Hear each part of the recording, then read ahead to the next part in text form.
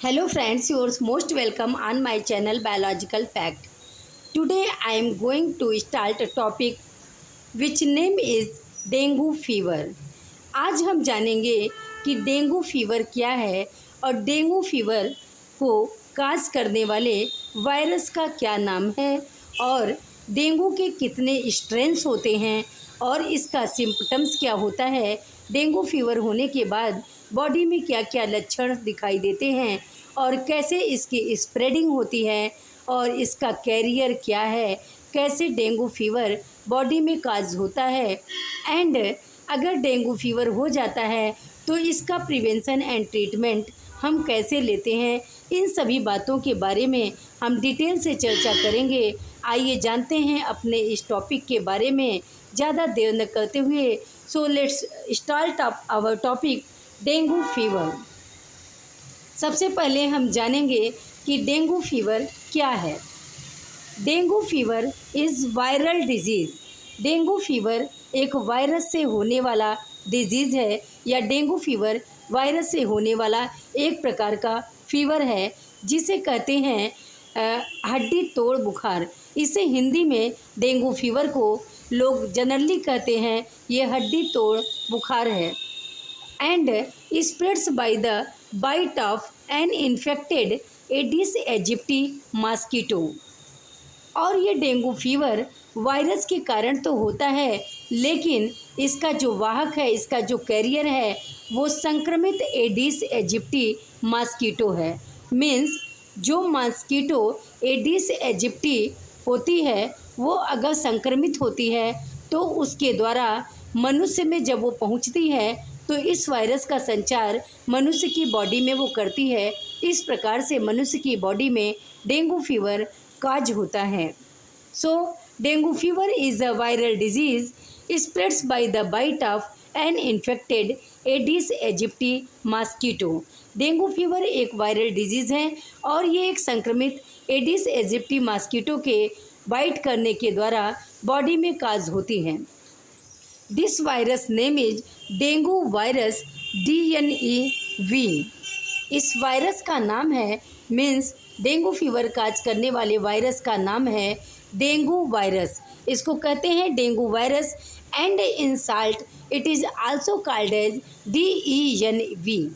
यहाँ पे देखेंगे आप DEN डेंगू से लिया गया है और V मीन्स वायरस, तो इसको साल्ट में नेम देते हैं डेंगू वायरस को DENV and it is RNA virus. और हमने आपको स्ट्रक्चर ऑफ वायरस में बताया था कि कुछ वायरसेस के स्ट्रक्चर में जेनेटिक मटेरियल के रूप में DNA पाया जाता है और कुछ के जेनेटिक मटेरियल के रूप में RNA पाया जाता है।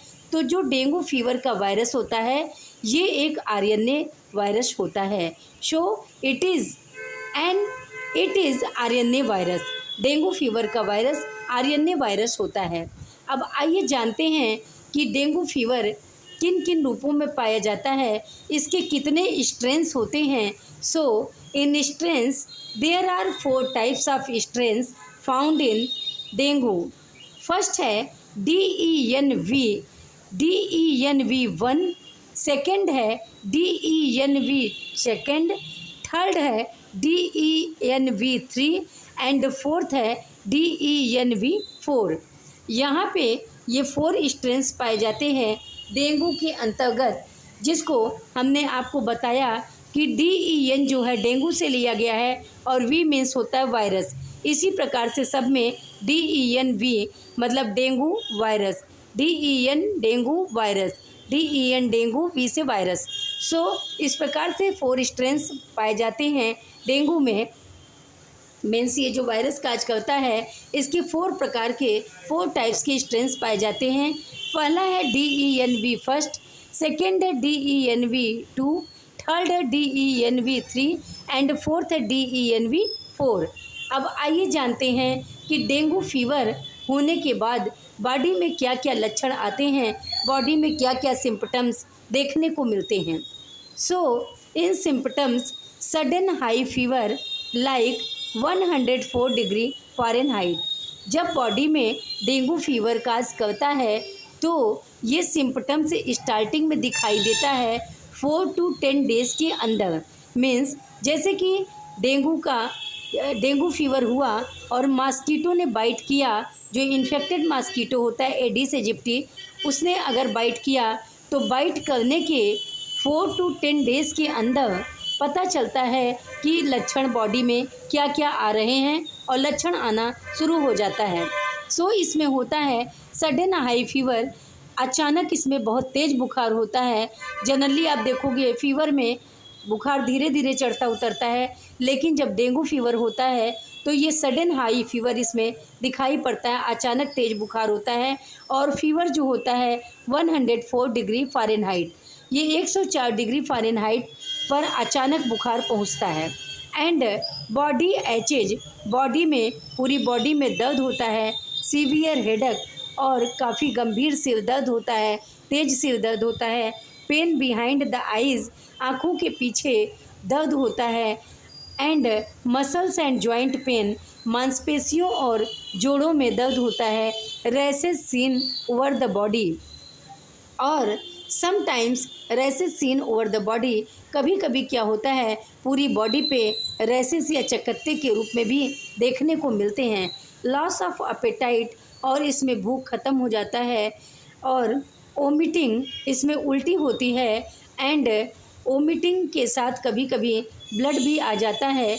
एंड सिकनेस, और इसमें ओमिटिंग जो होती है वो ओमिटिंग जो है लगातार होती है, वो रुकती नहीं है। एंड सिकनेस, और बॉडी में सिकनेस बना रहता है, टायर्डनेस बना रहता है, थकान बनी रहती है। तो ये सभी के सभी डेंगू फीवर के लक्षण हैं। अगर इन लक्षणों में से 4 से 6 लक्षण देखने को मिलते हैं तो आपको डेंगू फीवर की जांच करानी चाहिए।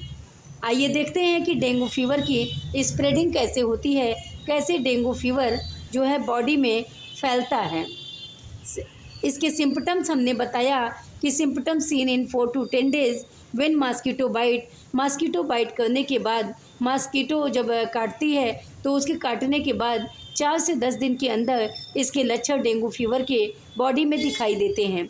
And this mosquito usually bytes in day time, और सबसे बड़ी बात है कि इस मॉस्किटो का जो बाइट का समय होता है वो जनरली डे टाइम होता है। मतलब ये एडिस एजिप्टी मॉस्किटो जो होती है ये दिन के समय में ही ज़्यादातर काटती है। And morning and in afternoon, और ज़्यादातर अर्ली मॉर्निंग में और आफ्टरनून के समय में ये ज़्यादातर मॉस्किटो बाइट करती है, एडिस एजिप्टी। आइए देखते हैं इसका। तो इस प्रकार से आपने जाना कि इस प्रकार से मॉस्किटो के बाइट के द्वारा जो डे टाइम में काटती है, मॉर्निंग एंड आफ्टरनून में, इस प्रकार से स्प्रेडिंग होती है डेंगू फीवर की बॉडी में। अब आइए देखते हैं कैरियर क्या है, वाहक क्या है। मीन्स डेंगू फीवर वायरस के द्वारा तो होता है, लेकिन इस वायरस को पहुंचाने वाला कहीं न कहीं कोई कैरियर होता है, कोई वाहक होता है। तो कैरियर के रूप में इन्फेक्टेड एडिस एजिप्टी मॉस्किटो, ये जो एडिस एजिप्टी मॉस्किटो होती है ये सामान्य नहीं होती है, चूँकि ये वायरस से संक्रमित होती है।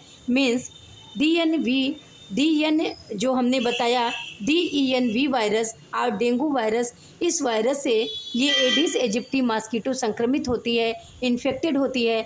और जब ये इन्फेक्टेड एडिस एजिप्टी मॉस्किटो किसी ह्यूमन बीइंग को जो है बाइट करती है तो ये ह्यूमन बीइंग में कैरियर के रूप में पहुंचा चुकी होती है। मीन्स अब ह्यूमन बीइंग में डेंगू पहुंच चुका होता है और उसके लक्षण 4 से 10 दिनों के अंदर देखने को बॉडी में मिल जाते हैं।